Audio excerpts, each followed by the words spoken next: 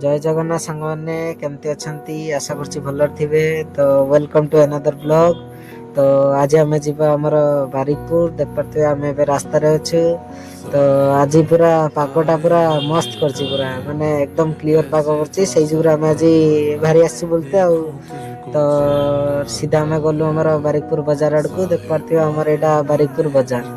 तो अल्प स्वल्प भिड़ अच्छी कि बेसी बड़ बजार नुहे से अल्प स्वल्प भिड़ अच्छी तो तापर आम सीधा गलु आमर मीना बजार आड़ को देख पारे यहाँ तार गेट गेटा भी बेसी बड़ ही ना माने मेलाटा भी बेसी बड़ न तो तापर देख पारे यहाँ हूँ तार सेकेंड गेट जोटा कि पूरा माने आमर एंट्री गेट यहाँ को ही कहवा बेसी नुहे 10-20टा दुकान पड़ी।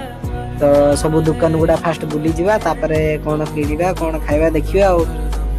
तो फास्ट तो आमर गला सेटा मथुरा केक एठी सब माने घरे जिनस जी आवश्यक सामग्री सब एठी मिले माने बहुत गुड़ा दुकान अच्छी किंतु से अनुसार लोक बेसी नहांती।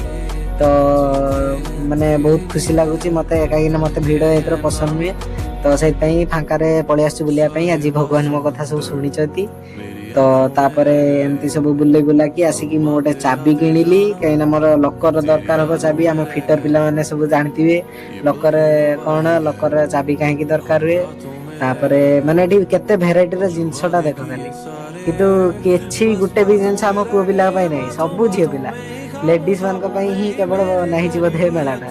तापर आउ डेरी नक सीधा गलु खावाई आमर ये भाई देख पारे केते व्यस्त अच्छा तथापि सी ता भितर आम प्लेट बनईदे प्लेट थिला 30 टंका किंतु सी आम पाखर 25 टंका नेले कहीं जेहेतु वीडियो कर देखिकी खुशी की 5 टंका कमेदेले। तो आमर 2 प्लेट को नेला 50 टंका।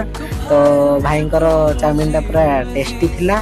तो तापर चाउमिन खाई सारा सीधा आसीगलु आमर ये पनीर स्टिक खाइबापी। तो पनीर स्टिक देख पारे पूरा क्रिस्पी केते सुंदर लागचु खाइला बेल को तो पूरा मजा आसीगला पूरा माने हेवी क्रिस्पी।